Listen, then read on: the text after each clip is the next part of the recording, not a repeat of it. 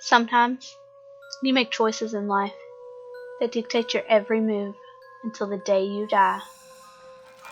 I made one of those choices. I used to be an escort, not to be confused with a prostitute, although at the bare bones of it, they're the exact same thing. Hey, calm down. You can get out of your cage in a minute. Anyway, they're both women, hired for their bodies. Prostitutes, usually just for sex. But escorts, they're performers. Actresses. I've been someone's wedding date, someone's wife on a business trip, even someone's fiancé at their family reunion. That being said, at the end of the day, they all want the same thing. And they pay me a lot for it. I know, by now, you're probably judging me pretty hard. And that's fine, because the way you feel about me now won't even begin to compare to how you'll see me after I tell you about my last client. He was my bad decision. The choice that now rules over my life.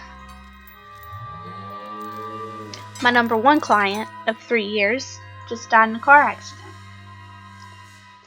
I charged $800 an hour and he'd hire me for the whole night, so you can imagine how much money I lost after his death. He needed to be replaced, and fast. Now, there are a lot of ways to get new clients. I started out at casinos, watching for big winners, but in 2020, the best way by far is the dark web. I'm going to assume you don't know a lot about the dark web. Not a lot of people do. There are a lot of misconceptions about it, honestly, but it's just a whole bunch of people offering services that the government and society have deemed immoral and illegal. Fucking prudes. Of course, you could run across someone with malicious intent, just as you could at a restaurant, church, or hell, even Walmart. You just have to be safe and take all necessary precautions. I, obviously, couldn't be too picky at this time. I definitely wasn't going to find a client as wealthy as Donnie right off the bat. So, I was willing to take any job at that point. I posted my services in usual escort forums I had worked with before, and after about a month and 6 degrading jobs that I was forced to drop my pay for later, I received an email requesting services, but the details would be discussed in person. Even on the dark web, that's a strange request, but not unheard of. One of my first clients from the web had the same request, just so he could prove to me in person that he wasn't a weirdo, before he asked me to bite my toenails. He was actually a very sweet guy.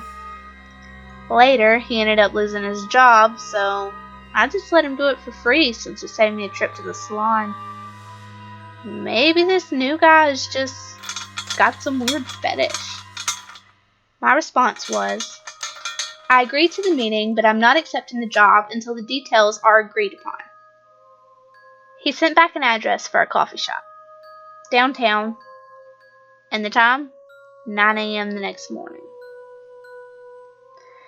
I get there, and I instantly walked up to the counter to order my iced mocha. I don't talk business before coffee. I take a sip as I scan the room for someone that looks like they're here to meet an escort.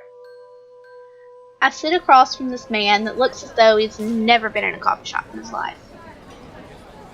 You should have at least ordered some coffee. You wouldn't look so awkward. Yeah, well, I'm not the biggest fan of coffee. I assume this would be to your liking. That's a sweet gesture, but I don't need to be buttered up.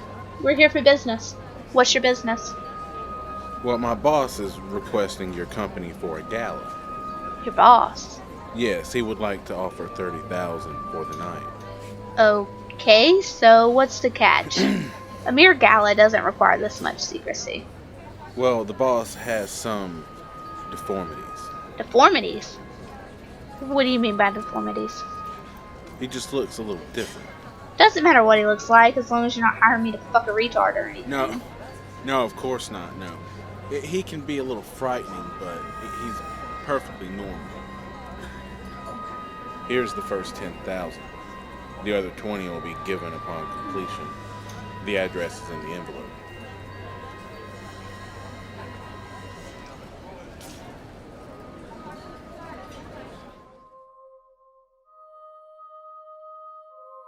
The day of the gala came, and I put on my best dress and pearls, wondering what cause it was for. When I arrived, I was instantly amazed at how big the house was. I was greeted at the door by a man in a black cloak, which I thought was kind of weird, but, whatever. The lord of the house has retired to his chambers. He is ready for you now. I entered the house, not knowing that my life would change forever.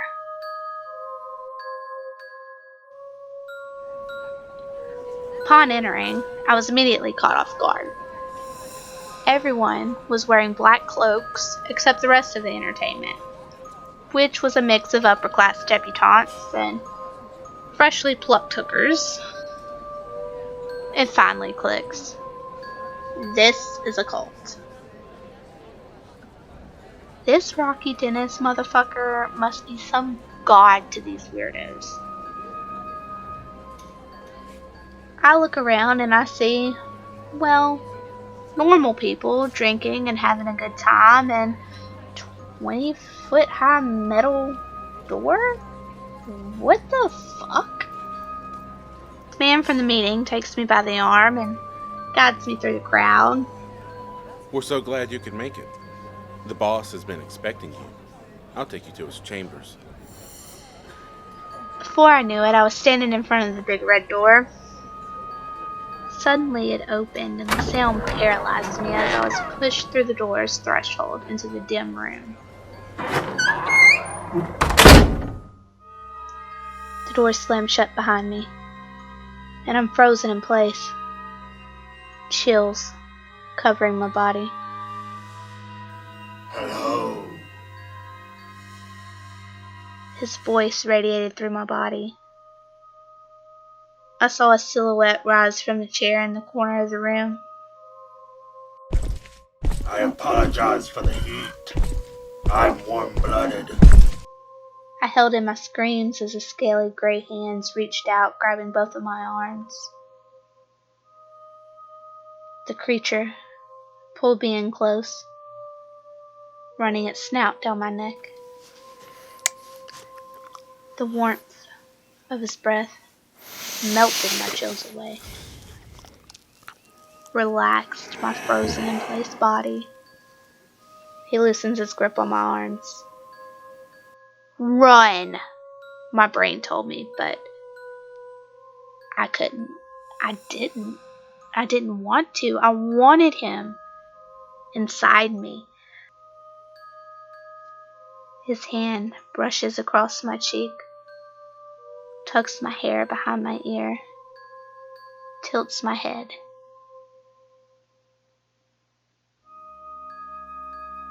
I don't remember much after that.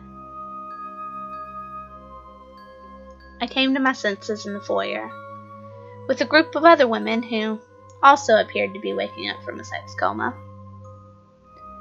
Somehow, I was already holding my jacket and purse, so I walked straight towards the exits. As I walked past the man from the meeting, he said, We'll see you next week. I don't remember driving home. I don't remember going to sleep. I do remember waking up the next morning and downing 2 Plan Bs with a shot of Jack, finishing off the bottle, and going back to sleep. I woke up to the sounds of growling. Was that my stomach? I didn't feel hungry. I felt bloated and sick. My head was fucking killing me. I took a Lortab and I went back to sleep. I pretty much did nothing but sleep from Friday to Wednesday. I woke up in extreme pain. I heard the growling again. I got the usual. A quarter pounder value meal, It helped. Talk about hunger pains. Not long after, though, the pains came back, and no amount of food helped. This was not hunger. The warm water of the hot tub was the only thing that helped. After the pain had dulled down to about a 6 out of 10, I fell asleep. I woke up in terror, noticing how extended my belly was. Great. I've done fell asleep in the hot tub and cooked myself like a fucking lobster. I start to try to stand up as I feel a surge of pain through my stomach. I sat back down and regained my strength to try again. This time, I see a bulge move across my stomach. As I screamed in agony, 4 cloaked men surrounded the hot tub. I passed out as they were pulling me out of the dark, bloody water. I wake up with my legs spread as I lay on the kitchen table. I felt all of the pain released from my body into the arms of this cloaked man. I just laid there as they left the room. As he turned the corner, I got a glimpse of the baby. It really was a monster.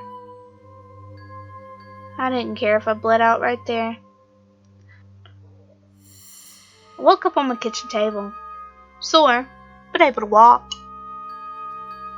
I took a shower, ate some Fruity Pebbles, and pretty much ignored the fact that I'm probably internally bleeding due to giving birth to some Antichrist demon child. It wasn't until after I remembered I needed to drain the bloody hot tub that I found this little guy. Apparently, it was twins. This one was born before the goon squad showed up. Poor thing couldn't climb his way out. He's actually kind of cute when you get used to him. He only eats raw beef or pork. He's growing fast, about 10 pounds a week, and don't worry about that. How many more of them are there? What's gonna happen when they're all grown? What should I do with it?